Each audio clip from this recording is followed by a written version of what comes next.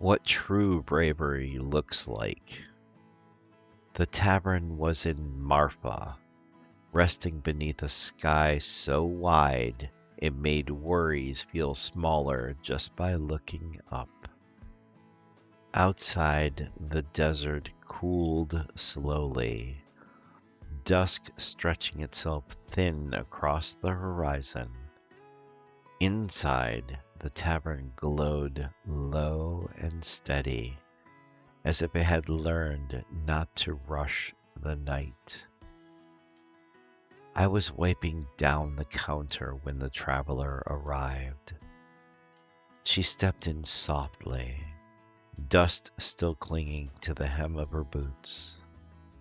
She didn't look afraid, just thoughtful, like someone standing at the edge of a decision she'd been circling for a long, long time. Alex looked up from the corner and offered a gentle nod before returning to his seat, content to let the room speak first. She settled near the fire. "Everyone keeps telling me I need to be brave," she said, "but no one agrees on what it actually means." "That's because most people confuse bravery with volumes," I smiled faintly. She raised an eyebrow. "You mean fearlessness?" "Exactly," I said. "But real bravery is rarely loud. It doesn't announce itself. Most of the time, it whispers." Outside, the desert wind moved through the street, unseen but present. "I feel afraid," she admitted, "so I keep thinking that means I'm not ready." "Fear isn't a stop sign," I replied. "It's a companion. Bravery is deciding to walk anyway."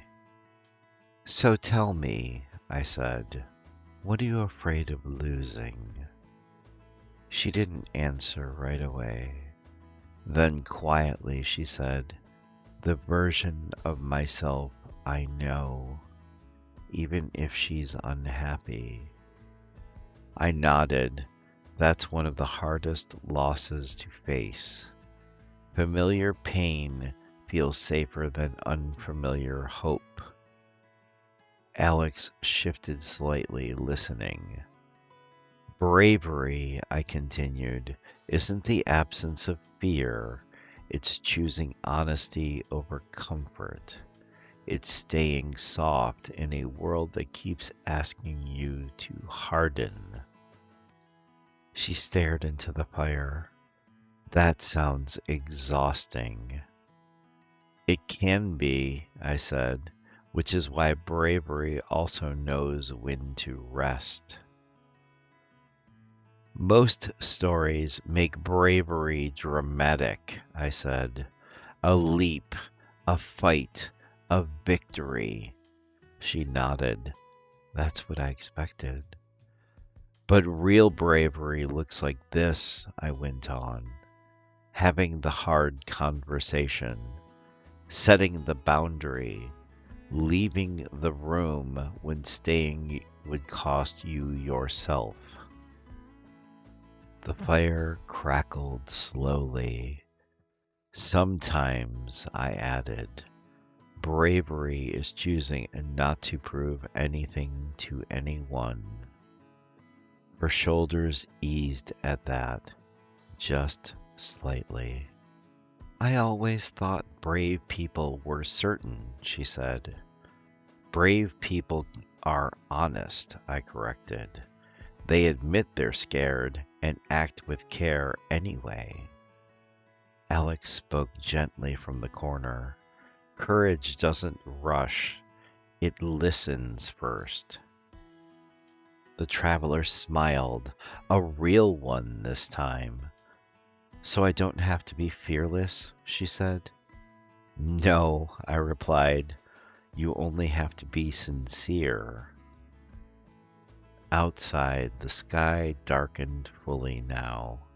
stars appearing one by one, patient and unassuming.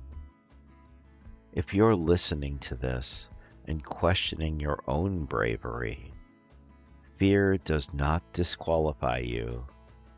Doubt does not mean failure.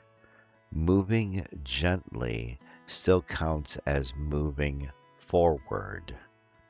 Bravery doesn't demand spectacle, it only asks for truth.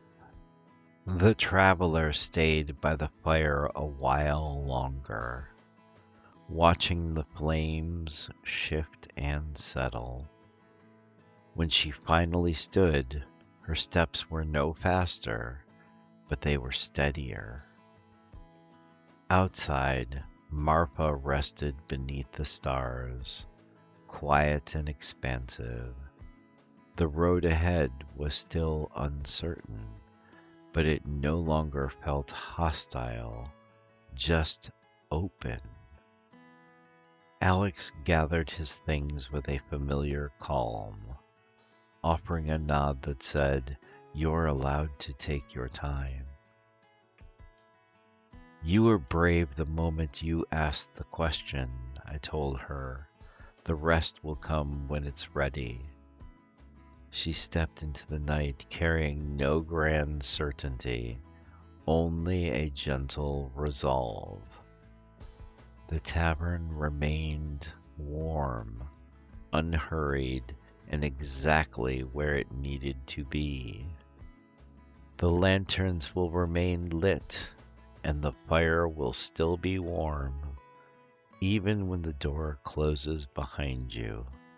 Return when the road feels heavy, or when your heart seeks quiet company. Carry what serves you, leave the rest by the hearth, and know that this place and these words will wait patiently for you. But until then, travel gently, my friend, and let the night watch over you.